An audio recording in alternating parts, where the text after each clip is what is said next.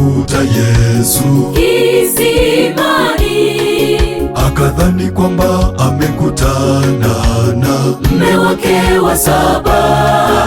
Akamuomba maji naye anywe, asione kiu tena. Akamuomba maji naye anywe, asione kiu tena. Yule mwanamke kamkuta Yesu kisimani, akadhani kwamba amekutana na mume wake wa saba. Akamuomba maji naye anywe, asione kiu tena. Akamuomba maji naye anywe, asione kiu tena. Njoni kwenye kisima cha Yakobo, mpate maji ya uzima. Ni mwaminifu Mungu wetu kwa waja wake wanaomuamini. Ni mwaminifu Mungu wetu kwa waja wake wanaomuamini.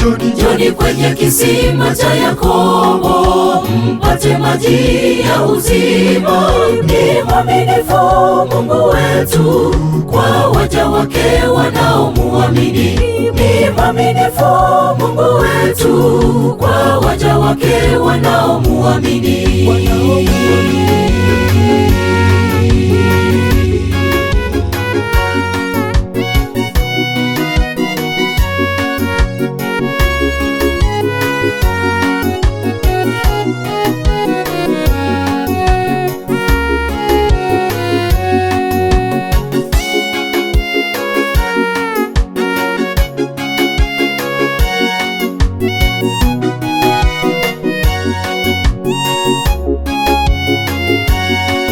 Basi yule mwanamke Msamaria akamuambia, imekuwaje wewe Myahudi kutaka maji kwangu, nami ni Msamaria?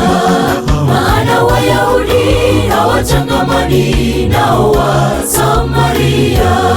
Maana Wayahudi hawachangamani nao Wasamaria. Basi yule mwanamke Msamaria akamuambia, imekuwaje wewe Myahudi kutaka maji kwangu, nami ni Msamaria? Maana Wayahudi hawachangamani nao Wasamaria. Maana Wayahudi hawachangamani nao Wasamaria. Njoni kwenye kisima cha Yakobo, mpate maji ya uzima. Ni mwaminifu Mungu wetu kwa waja wake wanaomuamini. Ni mwaminifu Mungu wetu kwa waja wake wanaomuamini. Njoni kwenye kisima cha Yakobo, mpate maji ya uzima.